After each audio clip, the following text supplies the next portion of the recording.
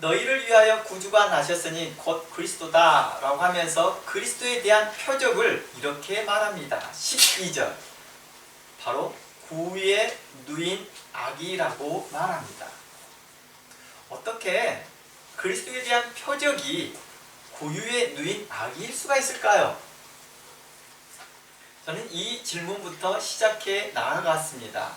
오늘 설교를 준비하면서도 또 이 질문에 대하여서 시작하였는데 저는 오늘의 설교도 이 질문부터 시작해 보려고 합니다. 왜 그리스도에 대한 표적이 구유에 누인 아기일까입니다. 세례 요한처럼요, 출신과 배경이 좋은 사람을 세울 수 있거든요. 세례 요한은 출신이 좋습니다. 제사장의 아들입니다. 그리고 배경도 좋습니다. 예루살렘 성 출신이거든요. 뿐만 아니라 세례 요한은 권위 있게 가르치는 자였습니다. 이러한 모습이 표적이 되어야 하지 않을까라는 생각이 들었습니다. 최소한 그리스도에 대한 표적이 무언가를 가르치고 예언하고 기적을 나타내야 되지 않을까라고 생각해 보았습니다. 또는 무슨 기적과 이적을 행할 때 사람들의 반응들에게 충분히 호소력이 있는 그런 기적들이라면 좋지 않았을까라고 생각했습니다.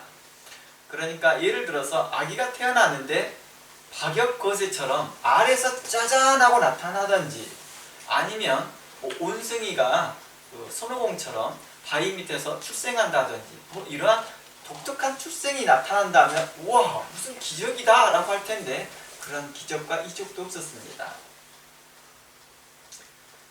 그러니까 이러한 생각은 인간의 상식과 논리에서 볼 때 지극히 타당한 질문이라는 것입니다.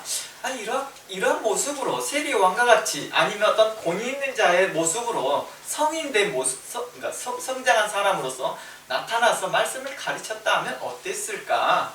그게 표적이 되었으면 어땠을까? 이런 생각은요, 당시 유대인들도 똑같이 가졌다고 합니다. 메시아라면 마땅히 권위 있는 모습, 혹은 초자연적인 기적을 행하는 모습으로 등장하는 것이 훨씬 그리스도를 증거하고 복음을 증거하고 하나님을 증거하는데 효율적이었고, 자신이 메시아다, 구원자다 라는 어떤 설득력이 있었을 텐데도 그 방법을 쓰지 않았습니다. 천사들의 말을 믿는 목자들과 또 믿는 우리들에게는 구유에 누인 아기임에도 우리는 예수님을 그리스도에 대한 표적이다 라고 믿고 있습니다. 어떤 사람들은요, 예수님이 태어난 곳이 마구간이기 때문에 아마 그것이 표적이 되지 않았을까 생각합니다. 어떻게 아기가 태어나서 마구간이 누일까? 아마 그것이 유일한 구유에 누인 아기의 모습이 아닐까? 당시에 예수님이 태어난 날에 동시에 아기가 태어날 수도 있었겠죠. 같은 날에요. 그렇다면 같은 태어난 아이들 중에서 유일하게 구유에 누인 아기, 그 사람이 아닐까? 또 하나는 그동안에 아기가 태어났지만 단 한 번도 아이가 태어나서 그 구유에 누인 적이 없었다는 것이죠. 다 사람들이 좋은 데에 누일 거라고 생각하는 것입니다. 그래서 구유에 누인 아기가 표적이 되지 않았을까라고도 생각해 봅니다. 그러나 이 또한 사람들의 생각이며 드라마틱한 스토리를 좋아하는 사람들의 말입니다. 제가 이걸 좀 더 조사해보면 이런 내용이 나와요. 당시에 고대 때부터 말의 구유, 짐승의 구유가 아기의 요람으로 많이 사용됐다고 합니다. 그게 어느 때까지요? 1차 세계대전, 2차 세계대전 때까지 그렇게 사용했대요. 특히 가난한 지역일수록 자주 그런 방식을 많이 썼대요. 아이들이 굴러 옆으로 뒹굴지 못하도록 구유에 누인 일들이 흔하게 일어난 일이라고 합니다. 그래서 당시에 가난한 지역들은요, 구유를 자주 아기의 요람으로 많이 사용됐다고 합니다. 그러니까 예수님만이 구유에 누인 것이 특별한 사건이 아니었다는 것이죠. 당시에 흔하게 사용되었던 문화적 특성이었다는 것입니다. 예수님도 마리아와 요셉은 예수님을 그러한 문화적 관계 가운데에서 자연스럽게 구유에 누였던 것입니다. 외적 모습과 어떤 조건과 상관없이 천사의 말을 믿는 자들에게는 구원이 있었습니다. 목자들은요, 천사의 말을 믿었습니다. 그 조건이 어떠하든, 그 상황이 어떠하든 상관없이 천사의 말을 신뢰하고 믿고 가서 찾아보았다는 것입니다. 정말 구유에 누워있네. 아, 이분이 정말 그리스도이구나 라고 믿었던 것입니다. 그리스도는 어떤 환경과 조건과 상관없이 그의 본질은 변하지 않더라는 것입니다. 그리스도가 왕궁에 태어났어도 그의 본질은 변하지 않습니다. 행여 마구간에 태어났다 할지라도 그의 본질은 변하지 않습니다. 그는 여전히 어디에 태어났든 그의 그리스도의 본질은 변하지 않고 있습니다. 표적에 대해서 잠시 이야기하면 표적은 단순히 증거를 넘어서 그 존재의 본질을 함축하고 있다고 말합니다. 구유에 누인 아기는요, 예수님은 장차 어떤 왕이 되실지, 어떤 길을 가실지를 우리에게 단편적으로 보여주는 상징적인 모습이기도 합니다. 그것은 다름이 아니라 하나님의 사랑이라고 저는 정의해 보았습니다. 이것은 하나님의 사랑이라고 말할 수밖에 없겠구나 라고 라고 결정지었습니다.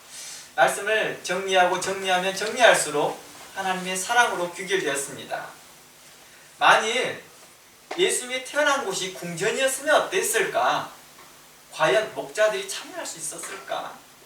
당시의 목자들은 사회 계층은 굉장히 낮은 사람들이었습니다. 쉽게 참여할 수 있는 공간은 아니겠죠, 궁전은요. 가난한 목자들은 감히 그분께 다가가지 못했을 것입니다. 또한 밤에 천사들이 목자들에게 말하지 않았다면 자신들이 그리스도가 어디에 태어났든지 그들은 경험하지 못했을 것입니다. 두 번째는 그 목자들이 천사의 말을 믿지 않았다면 어땠을까요? 또한 자신들이 그리스도를 경험하지 못했을 것입니다. 여하튼 구유에 누이신 예수님은 누구나 다가올 수 있는 왕이었습니다. 누구나 다가갈 수 있는 왕. 바로 사랑과 겸손의 왕의 대표적인 모습이었습니다. 가장 위대한 왕이 가장 낮은 곳, 짐승의 구유에 누워있는 모습이었습니다. 이는 역설적으로 오늘날 성공과 화려함과 그리고 보여지는 외적인 것으로 판단하려는 이 세대와 우리들에게 깊은 메시지를 전달하고 있지 않나 싶습니다. 이것을 신학적으로 정의하는 것도 있거든요. 이것을 신학적으로 정의한 말이 있습니다. 이것을 그리스도의 비하라고 표현합니다. 그리스도의 비하. 이 신학은요, 우리에게 이렇게 말합니다. 그리스도의 낮아지심이라고 표현합니다. 그리스도에 대해서 그리스도의 그 낮아지심을 말하는데 우리는 그 신학을 보면서 그리스도에 대한 경외감을 갖게 합니다. 또한 그리스도에 대한 사랑과 겸손을 배우게 하더라는 것입니다. 예수님의 첫 등장은요, 예루살렘 성전 안에 있는 제사장 또는 왕의 혈통에서 나와 제일 멋있는 집에서 고급스러운 옷을 입고 위풍당당한 옷을 입는 그 부모의 손에 안겨있는 모습이 아니었습니다. 또한 화려한 요람에 누워있는 모습도 아니었습니다. 그리고 많은 사람들의 행렬이 끊어지지 않고 있는 그 축하받고 있는 그 자리의 모습도 아니었습니다. 환영받고 있는 그 아기의 모습도 아니었습니다. 축하나 환영받고 있는 그런 모습도 전혀 아닌 구유에 누워있는 한 아기였습니다. 강보에 쌓여있는 한 아기의 모습이었습니다. 목자들은 그 아기를 보고 메시아임을, 구주임을 믿었습니다. 무엇을 보고 믿었을까요? 바로 천사의 말을 불명코 믿었던 것이죠. 천사의 말을 그대로 마음에 두었고 그 말을 이제 마리아와 요셉에게 이야기를 합니다. 이때 마리아는 그것을 마음에 두었다라고 기록하고 있습니다. 천사들은 말합니다. 목자들에게 말합니다. 또한 이 말씀은 또 우리에게도 말하고 있습니다. 너희는 강보에 쌓여 구유에 누워있는 아기를 보게 될 것이다 라고 말합니다. 천사들은요, 메시아를 더 화려하게 꾸며 등장시키고 소개하지 않았다는 거예요. 천사들이요, 자기 입장들이 있을 거 아니에요. 천사들이 입장들이 있을 거 아니에요.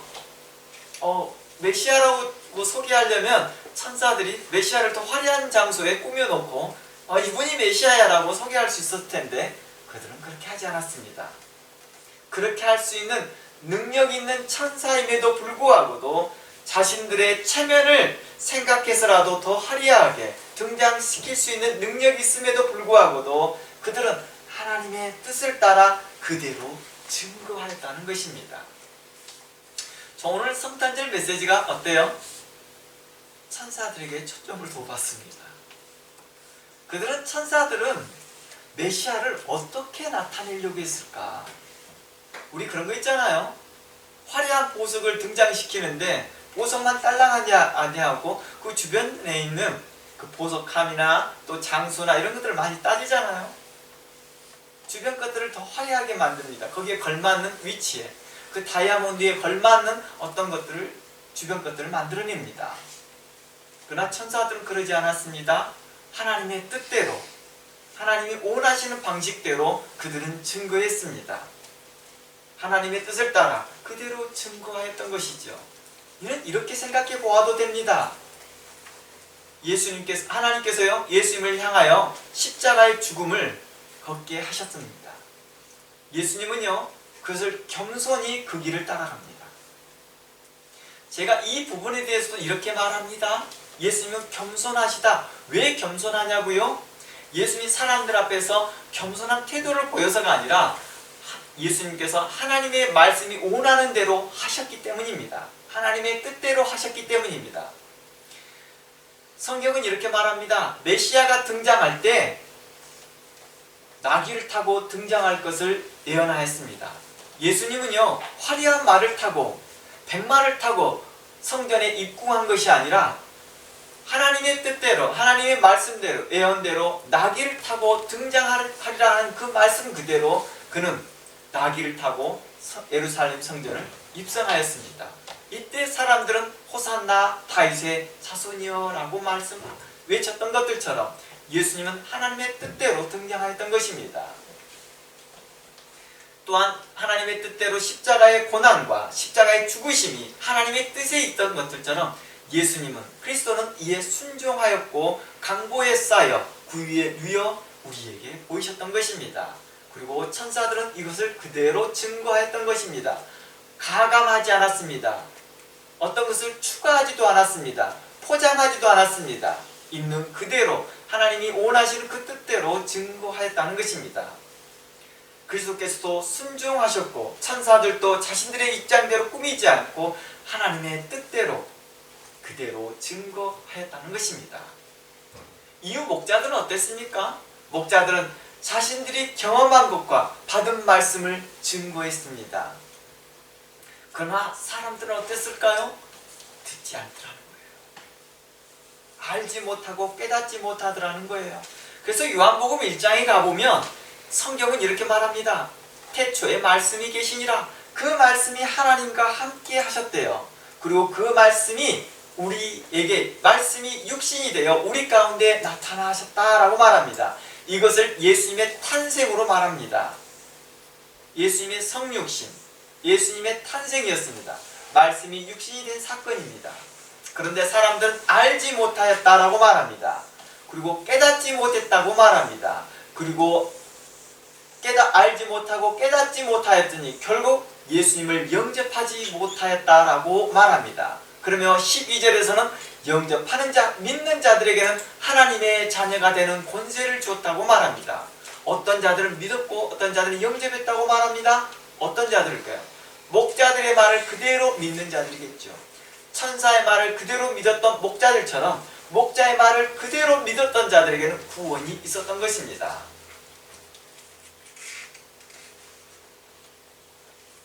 그런데 사람들은 이렇게 말합니다. 만일 그리스도가 왕궁에 태어났었다면 내가 그리스도를 믿었을 거야. 만일 그리스도가 좀 화려한 집안에 만일 그리스도를 증거하는 사람이 좀 더 화려한 사람이었다면, 더 훌륭한 사람이었다면, 더 사람들에게 공인된 사람이었다면 내가 믿었을 텐데 라고 말하는 사람들도 있었겠지요.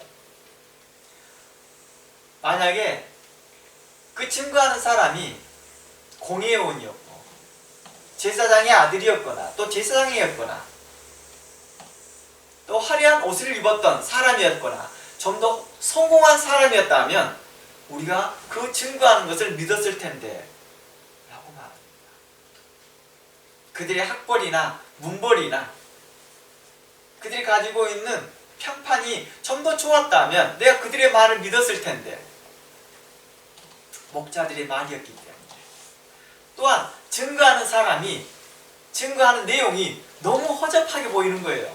아니 어떻게 그 증거가 구유에 누여있는 강보에 쌓여있는 아기가 될 수 있으며 그것도 화려한 공간도 아닌 왕궁도 아니고 또 화려한 집안도 아닌 마국간에 구유에 누여있는 사람이 될 수 있겠느냐라고 하는 것에 대하여서 믿지 못했던 것이겠죠.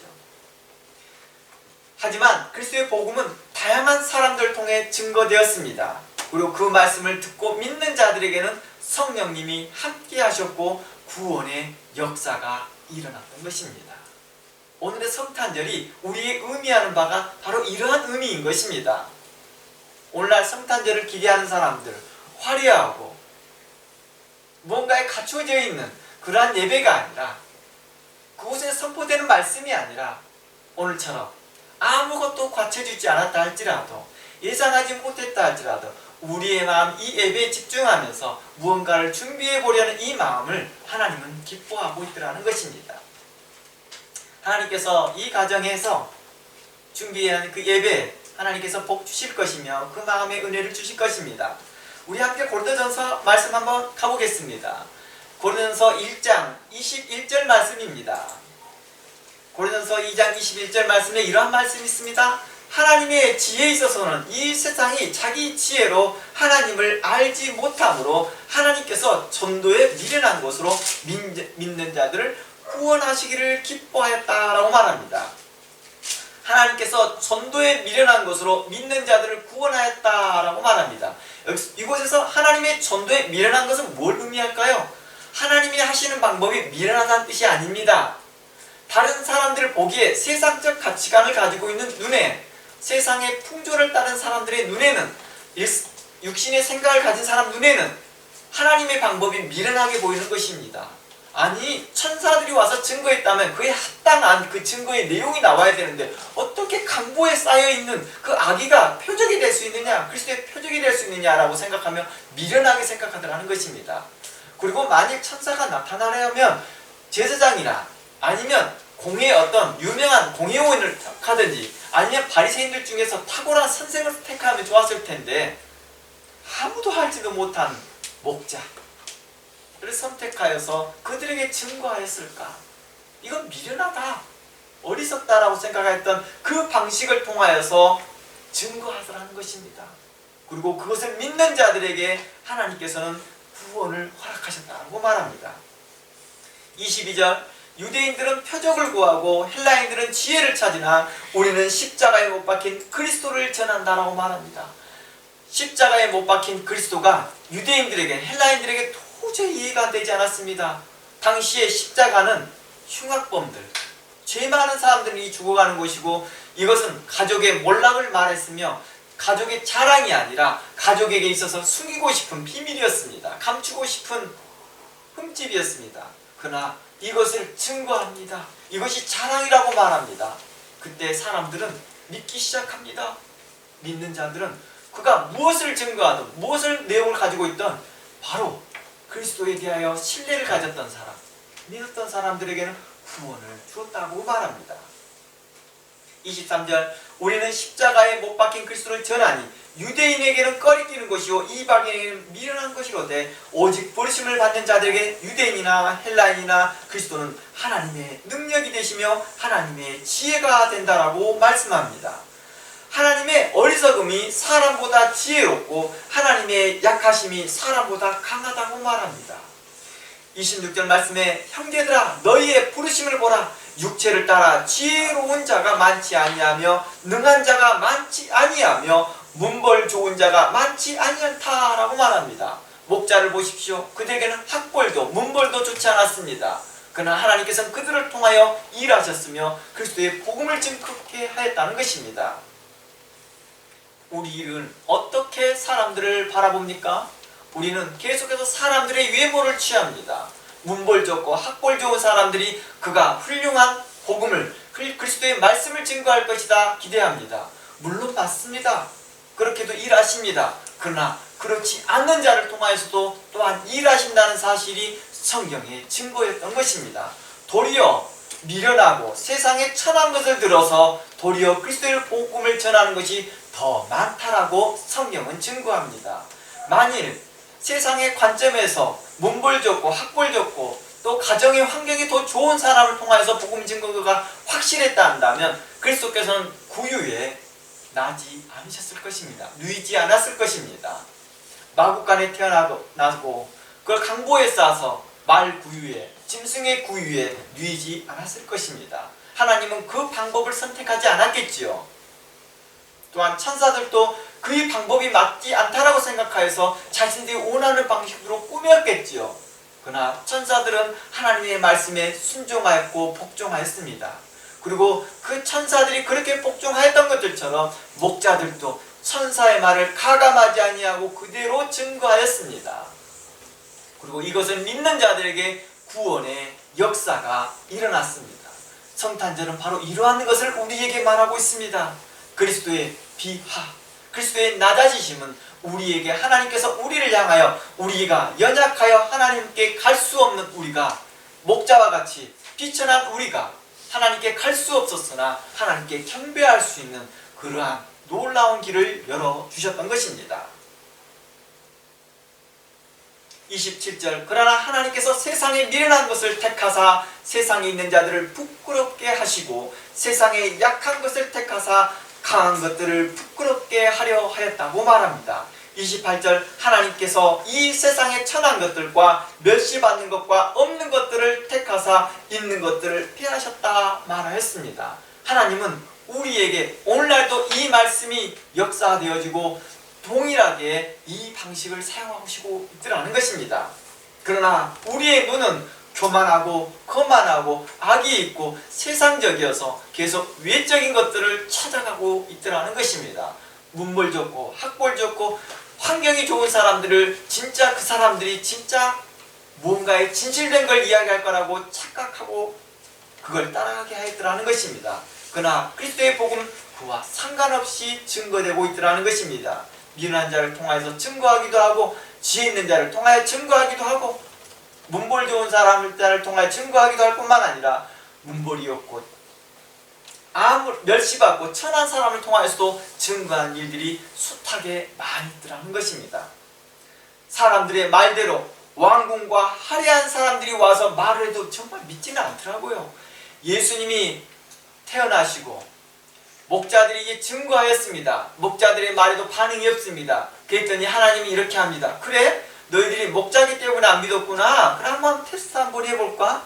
정말 화려한 옷을 입고 화려한 왕궁에서 나온 자들이 증거할 때 너희들이 믿는지 안 믿는지 한번 볼까? 하고 주님은 이렇게 합니다.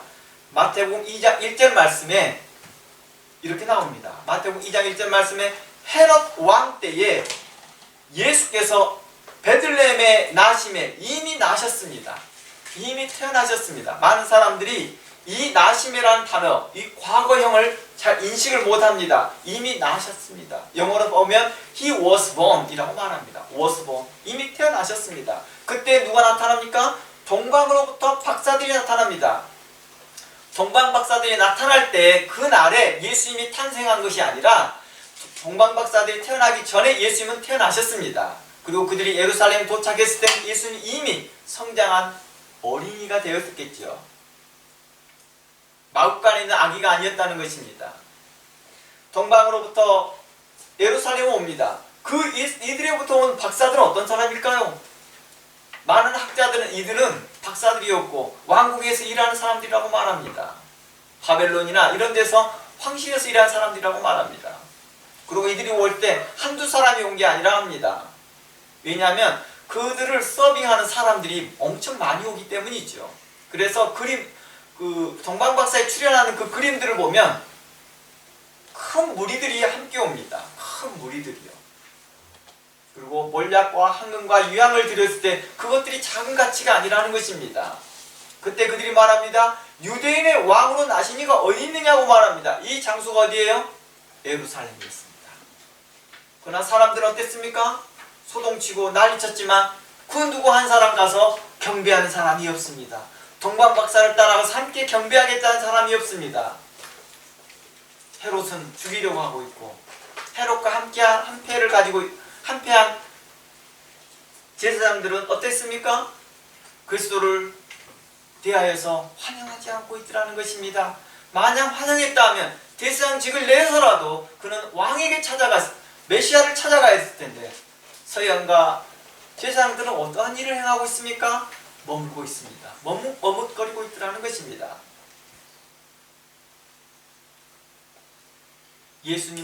그리스도는 어떠한 환경에도 변화되지 않습니다.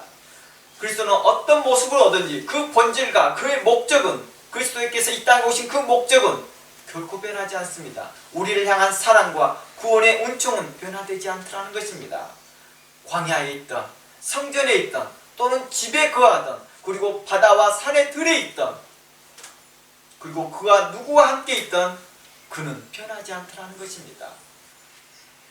예수님께서 광야에서 40일간 사단에게 시험을 받지 않고 있던 광야에서 굶주리던 굶주리지 않던 예수 그리스도의 본질은 변하지 않았습니다. 그분을 믿는 자들에게 구원이 있었고 그분을 의지하는 자들에게 하나님의 구원이 그 가정에 그 집에 그 사람에게 있었던 것입니다.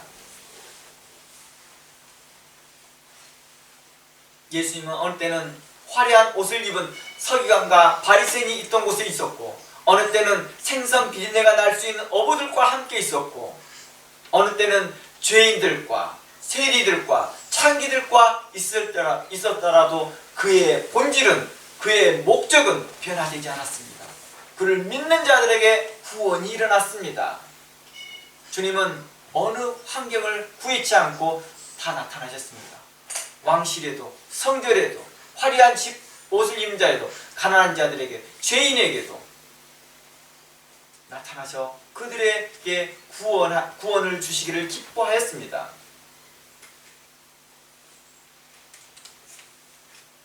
많은 사람들에게 환영을 받으며 왕으로 추대되어도 주님은 결코 그 마음이 변화되지 않았습니다. 오직 하나님을 향하여 순종하며 그의 하실 일, 구원을 하시기를 기뻐하는 사에게 집중하였습니다. 또는 그가 공회에 잡히고 십자가에 매달리면서 고난을 받고 어려움을 당할 때에도 그는 변하지 않았습니다. 우리를 구원하시기를 기뻐하였고 우리를 구원하는 데 집중하였다는 것입니다. 우리를 향한 마음은 변화되지 아니하고 우리를 향한 그 사랑은 변화되지 않았다는 것입니다. 오늘 이 가정에서도 이 예배 가운데서도 그리스도께서는 성령 안에서 우리와 함께 하시며 우리를 사랑하시고 있다는 것입니다. 우리의 가정의 형편이 어떠하든 우리의 모습이 어떠하든 상관하지 않고 말입니다.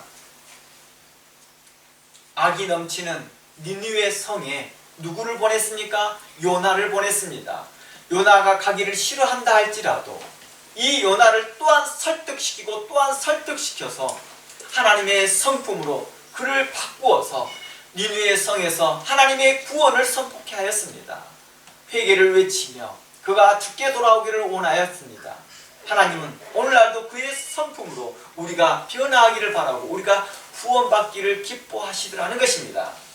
주의 은총이 목자들에게 찾아가듯 니느웨 사람들에게 찾아갔던 것입니다. 하나님의 사람을 그곳에 보냈던 것이지요. 오늘날에도 이제도 하나님의 사랑은 변화되지 않습니다. 변치 않습니다. 여전히 하나님의 사람들을 이 땅에 보내고 있습니다. 어느 때는 천사와 같은 모습일 수도 있고 어느 때는 비천한 모습일 수도 있고 어느 때는 가난한 목자와 어느 때는 비천한 목자와 학식과 학벌과 문벌이 없는 목자와 같은 사람들을 통하여서 여러분들에게 그 구원의 복음을 증거케 하고 있다는 것입니다. 그러나 우리가 그것을 증거하는 자가 사람을 외모로 보고 그 사람이 어떤 사람인가를 외모로 판단하고 있으면서 그 내용을 찾아보고 있다 한다면 우리는 그리스도를 만나지 못할 것입니다. 그리스도는 이 시간에도 우리와 함께 하시며 구원의 은총을 우리에게 베풀고 있습니다. 우리가 어떤 형편에 있든지 찾아가고 있더라는 것입니다. 내가 죄 가운데 있다 할지라도, 지금 당장 죄 가운데 있다 할지라도, 니느웨 성처럼, 악한 니느웨 성처럼 죄 가운데 있다 할지라도 주님은 우리에게 찾아오셔서 성령으로 말씀하시며 하나님의 사람들을 보내서 우리로 회개케 하고 우리로 교훈하게 하고 우리로 책망하게 하고 바르게 하고 있더라는 것입니다. 이때 우리의 반응이 믿는 것입니다. 그것을 믿는 자들에게 구원이 있습니다. 그 말을 믿는 자들에게 구원이 있더라는 것입니다. 이미 주님은 우리를 찾으시고 우리와 함께 하시더라는 것입니다. 내가 주님을 찾기 전에 주님은 이미 우리 마음에 오셔서 찾으라는 것입니다. 내가 홀로 있다 할지라도, 나 혼자 외로워 있다 할지라도, 나 혼자 외로움 가운데 싸우고 있다 할지라도 주님은 나를 찾아오시고 있었습니다.